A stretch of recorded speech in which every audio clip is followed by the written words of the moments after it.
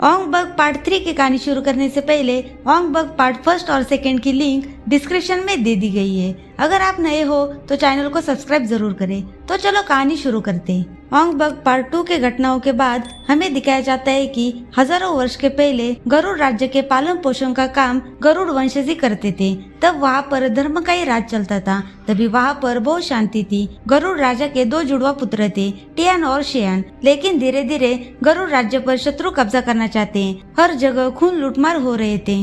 राजसेना ने शियान और टियान के माता पिता को भी मार दिया था, पर टियान बच गया था।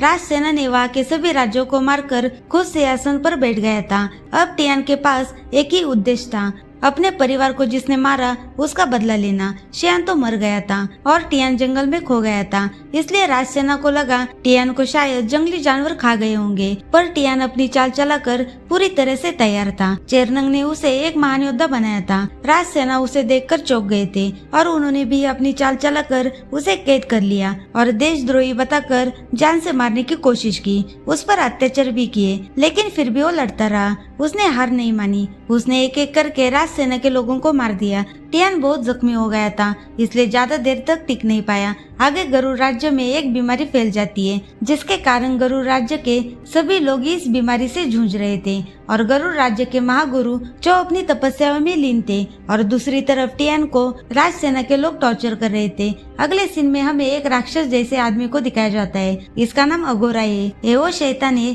जिसने ब्लैक मैजिक से गरुड़ राज्य पर यह बीमारी फैलाई थी। ये अपनी इच्छाओं को पूरा करने के लिए कुछ भी कर सकता था और वो महागुरु को भी मारना चाहता है। पर महागुरु दैवी शक्ति का प्रयोग करके अगोरा के ब्लैक मैजिक मंत्रों को मिटा रहे थे। इसके कारण गरुड़ राज्य में अभी भी शांति बची थी और उस शक्ति को एक पत्ते में डाल देता है और अपने राज्य में शांति बनाए रहे, इसलिए वो साधु बन जाते हैं। दूसरी तरफ राजसेना को कैसे उसने बाकी राजाओं को जहर देके मारा था, यह बात उसे सता रही थी। उसे सपनों में उन्हीं राजाओं की बात राजसेना के कानों में गूंज रही होती है और तभी वो नींद से जाग जाता है। उसी रात में टियान के लोग आकर राजसेना के लोगों पर हमला करते हैं और टियान का एक आदमी टियान को छुड़वाने के लिए जाता है, पर तभी वहाँ पर अगोरा आ जाता है और टियान के आदमियों को मार देता है। इस बात पर राजसेना अगोरा पर खुश हो जाता है और कोई भी चीज मांगने के लिए कहता है, लेकिन अगोरा गरुड़ साम्राज्य की मांग करता है और कहता है कि मुझे पता है कि तुम कैसे राजा बन चुके हो और कैसे बाकी सब राजाओं को धोखे से मारा है। इससे राजसेना परेशान होकर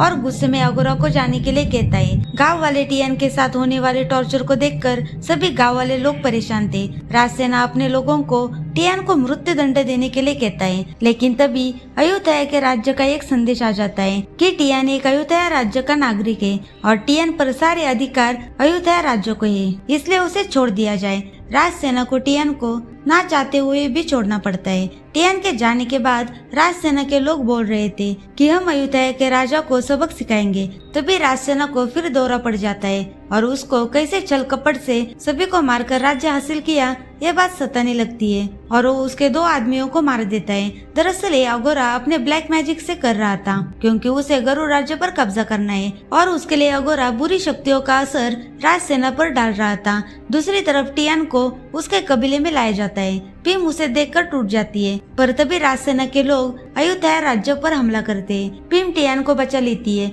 और उसे महागुरु के पास लेकर जाती है। महागुरु उसके ऊपर उपचार शुरू कर देते हैं। सभी टियान को बचाने के लिए प्रार्थना करते हैं। इनकी कोशिश जारी थी और टियान भी धीरे धीरे ठीक हो रहा था, लेकिन वो अभी भी चल नहीं सकता था। किसी न किसी का सहारा लेना पड़ता था, पर उसे पुरानी यादों से ताकत मिलती है और वो फिर से मार्शल आर्ट की प्रैक्टिस करता है। यहाँ टियान को बहुत परेशानियों का सामना करना पड़ता है, पर टियान हार नहीं मानता। वो अपने प्रयास में सफल हो जाता है। महागुरु उसकी पावर बढ़ाने के लिए उसे ध्यान लगाने के लिए कहते हैं। कुछ दिनों के बाद टियान अपना बदला लेने के लिए पूरी तरह से तैयार था।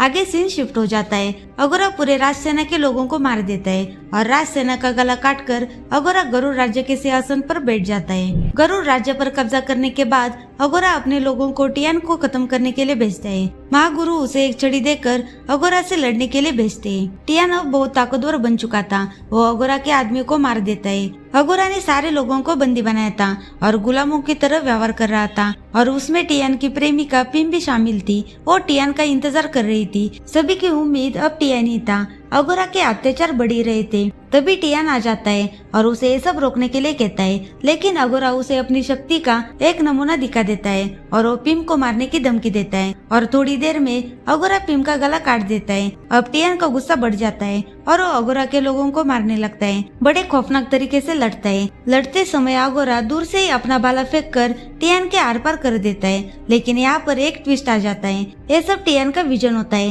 ये सब ध्यान लगाने की वजह से उसे पावर मिली थी और वो उसे उसके शक्तियों की औकात दिखा देता है और टियान अपनी पावर का इस्तेमाल करके अगोरा के ब्लैक मैजिक को खत्म कर देता है और उसके लोगों को भी मार देता है। टियान के अंदर दैव शक्ति संचार हो गई थी और अगोरा की शक्ति उसके सामने खत्म हो चुकी थी। उन दोनों के बीच भयंकर फाइट होती है। टियान अगोरा पर भारी पड़ रहा था, उसकी बुरी तरह से पिटाई कर रहा होता है और एक ही पल में उसे पूरी तरह से खत्म कर देता है। अगोरा और उसके अन्याय का अंत हो चुका था और अधर्म की हार हो चुकी थी और दैव शक्ति के सामने बुरे शक्ति की हार हो जाती है और सभी लोगों ने माना कि भगवान है। भगवान बुद्ध की कृपा की वजह से टियान विजयी होकर अपने राज्य में लौटा। चारों तरफ सिर्फ खुशहाली थी और इसी के साथ मूवी यहाँ पर खत्म हो जाती है। Thank you for watching.